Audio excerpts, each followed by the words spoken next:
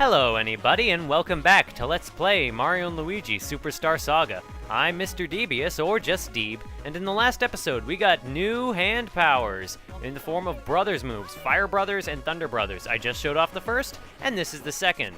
Last episode was extremely uncomfortable, and I'm really sorry if you watched it, but that's what happens. And in this episode, we're going to be going back on the path through Gwarhar Lagoon to get that next Beanstar piece. We cleared out some troopy enemies who were elite troopy enemies who we'll be seeing again in this episode, and I'm going to be going over them again because I do think they warrant extra mention. But for the time being, we're going to be going underwater and fighting aquatic enemies. I think... Oh. We already dealt with those enemies in the last episode, so they weren't particularly worth noting. I'll be talking about the brother moves in combat again when we get there. Gwarhar Lagoon Bulletin Board. This is a water spout. Seafloor volcanic activity causes heated water to erupt and stream to the surface. Open your arms wide and let the water hit you to be blasted up high. That's volcanic superheated water. That sounds like a terrible idea. And here we actually have a new enemy that is worth mentioning and is actually kind of terrifying. That is a Mecca Blooper, and he is not our friend. You can tell because, well, he's kind of a jerk. I can't believe I messed up the timing on that. However, the Cheep Cheeps do have some fairly easy timing. A lot of the enemies around this section of the game actually seem to have delayed or really fast timing to their attacks. It's always one thing or the other. So let's demonstrate again the Thunder Brothers moves that we got in the last episode that hits all enemies on the screen, does critical damage to the Mecca Blooper, who retaliates when attacked by firing missiles, but the most important thing about that Brothers move is that it inflicts a defense down on enemies. So, if we look at them, they're both defense down, and this actually gives us an opportunity to once again show off the Fire Brothers move, which, for all intents and purposes, takes a while, but it is still worth noting. The Mecca Blooper doesn't really have any other moves, aside from just reloading all its bullet bills from nowhere, and then trying to shoot you again. The problem with Fire Brothers, as you can see, is that it takes an insanely long time to do. Just, the animation takes forever. And if you want to unlock the advanced version of the move, you have to do it a lot of times. So as I said, I'm going to be mostly grinding that off screen, like not even during the recording and cut battles, otherwise battles will just take too long, and that's way too much cut footage for what I'm doing. But, I digress. If we come in here, I think we have some Hoobeans in some of these blocks in this secret area. I'm trying to check to make sure if there's a special bean over here by first making Mario Mini and finding nothing. But yeah, I'm going to be doing the Fire Brothers move off screen.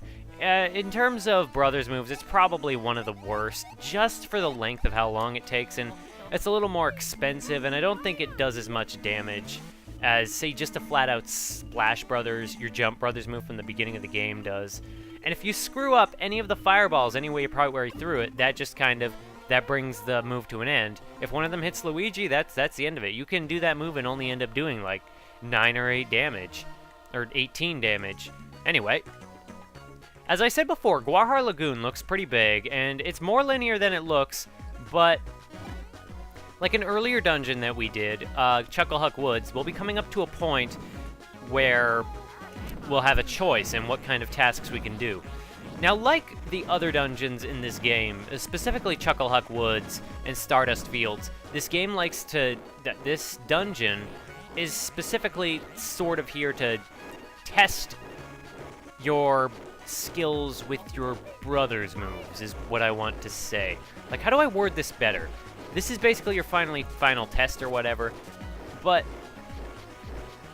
and the dungeon is mostly built around these moves, and oh my gosh, the timing on getting through here with the Fire Brothers move is a little bit tricky, but not impossible at all. And here we have another one of these buggers who I'm going to fight for posterity. And I actually hit him. So nothing particularly special about these guys. I just wanted to fight them again to note just how much I hate them. No, I'm serious. These guys kind of suck. Again, as I said before, the elite troopies can revive dead enemies, which I think he might do right here. Yep. And then he can, after revive, get a turn and heal himself, because he'll be healed with, like, part of his health. So basically what I'm saying is, what also sucks about these guys is they're very common, and they basically are immune to hand powers. So your brother's moves that you just got, they're effectively useless on these enemies. So it just seems weird to introduce an enemy that's practically immune to a move that you just got. I mean, the Goomba sure is fine and not that hard to take care of, but all in all, you want to take these guys out fairly fast, which is what I am apparently not doing, so I'm going to get to work on that. And now that our brothers are more powered up, a Bounce Brothers moves where they split up and hit both enemies can be really useful, so long as you don't hit the wrong enemy. However, where am I going with this? Oh my god, is he going to revive the other one? Right, I'm just going to cut ahead to the end of this battle before it takes too long. Mostly, I've just said my piece on the whole thing, and I didn't think it to be necessary to show any more Elite Troopy fights, and they take forever. They're just generally a pain to fight, and I probably shouldn't have done that. And we actually leveled up again. Gwarhar Lagoon, actually, the enemies do provide a lot of experience, so fight them if you want to get all these levels up. This is probably one of the best grinding places in the game for what it is. I mean, in the last episode, I said that Gwarhar Lagoon is a good dungeon, and I'm not sure how I entirely feel on that statement. For one thing, I'm not really a big fan of the Gwarhar Lagoon / Oho Oasis music. I find it to be a little bit annoying, but at the same time, the puzzles are a little fun, it's not too hard, and it's not as long as I remembered, as is nothing. And I'm also looking for a new enemy type around here. There they are! That is a really cool enemy that I'm actually a huge fan of, the Boomerang Bros. They're some of the most fun enemies to fight in this game, and I don't know if I would classify that as exaggeration or what. Anyway, we'll see their moves in about a minute, and now that they're the only ones left, let's start with a Thunder Brothers move. Is it Thunder Brothers or... Well, we're about to find out. Yeah, these guys take damage from lightning, but they absorb fire.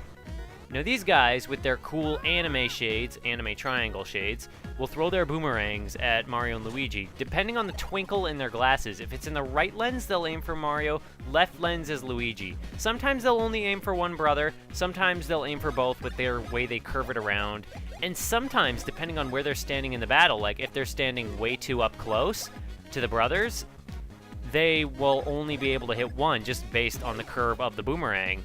Like, they won't be physically able to target both. And I think that's a really cool detail. So I like these guys. Plus, if I can get this to work... And... these guys drop Ultra Shrooms if you steal from them. And I think they generally drop them, too. Anything you can steal from an enemy, they might also occasionally drop from time to time. So stealing items from enemies isn't really a necessity.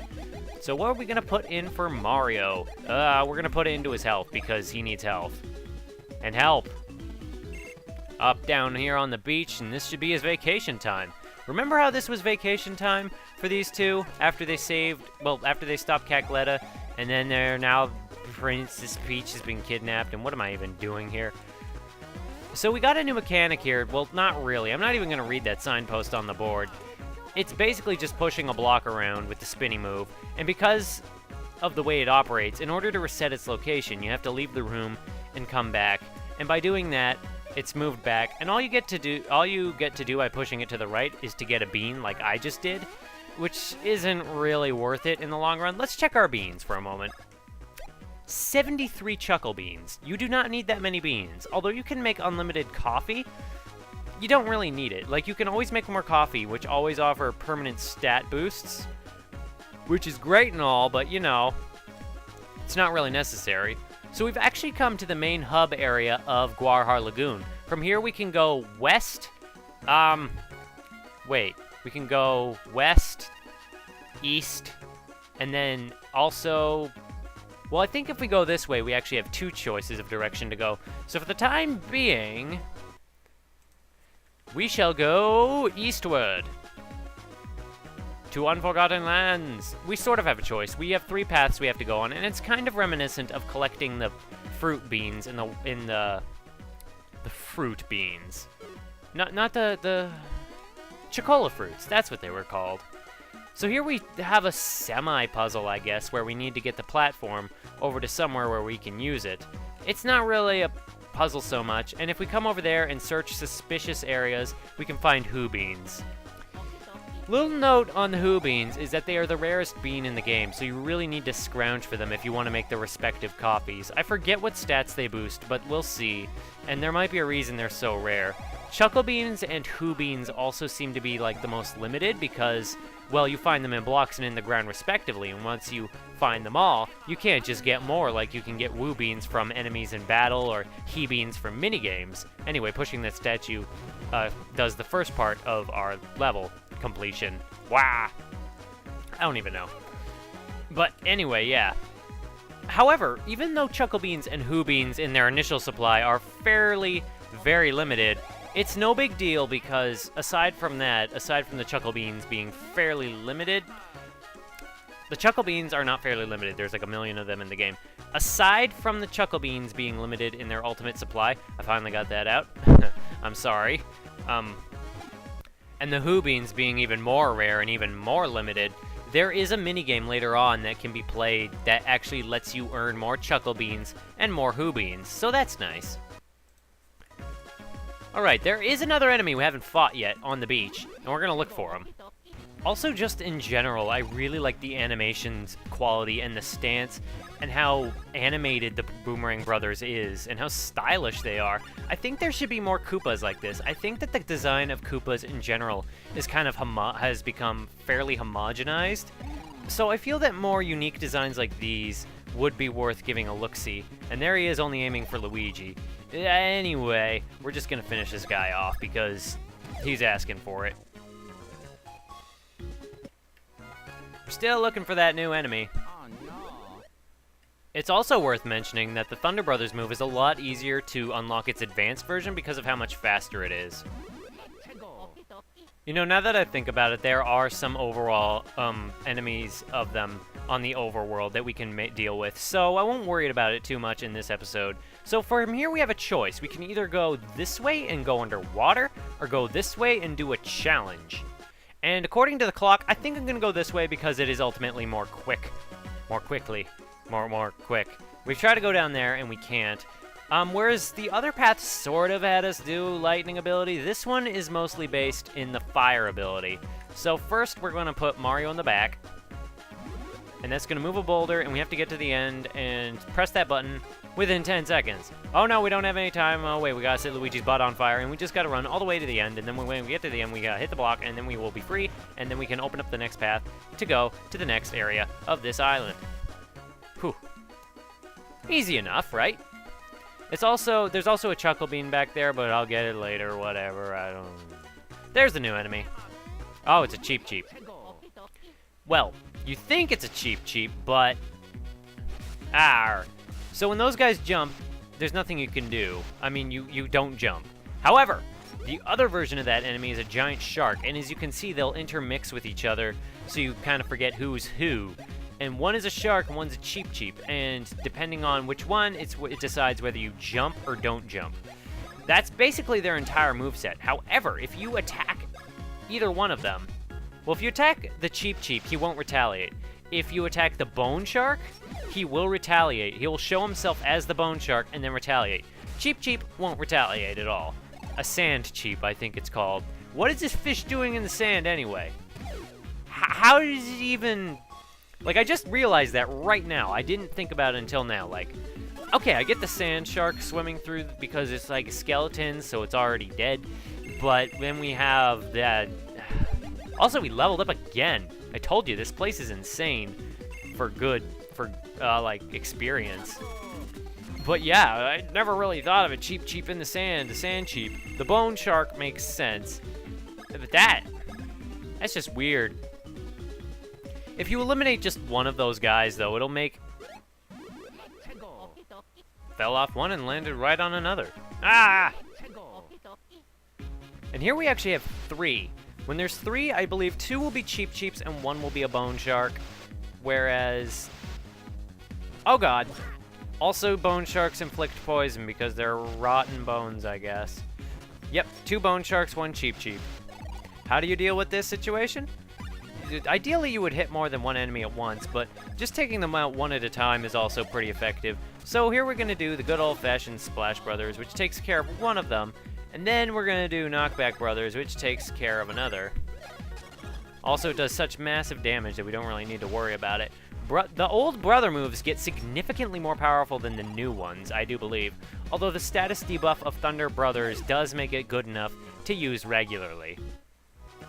Anyway, now that that's taken care of, ooh, a bean. I also hit that save point, and this is significant because I think that's actually where I'm going to be ending off the video, because looking at the timer and stuff I have to cut, we've gotten pretty far in Gwarhar Lagoon, and we've left enough so that in the next episode will allow us to handsomely end it off all in one go, I do believe. And hopefully we may even get the Beanstar piece. So yeah, if you hope to see the end of Gwarhar Lagoon, then I just hope to see somebody in the next one. Bye-bye.